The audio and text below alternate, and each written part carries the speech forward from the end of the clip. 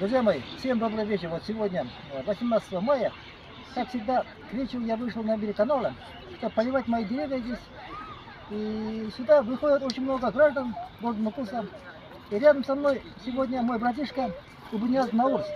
Замечательный гражданин, учитель в средней школе, да? Да, И он делает каждый день здесь прогулку, здесь занимается спортом еще. Я его специально остановил сюда, здесь сегодня, чтобы познакомить вам. У меня Наурс хочет сказать несколько слов в мой адрес. Assalamualaikum barchaga, Sanoat Savita, Sarmaz.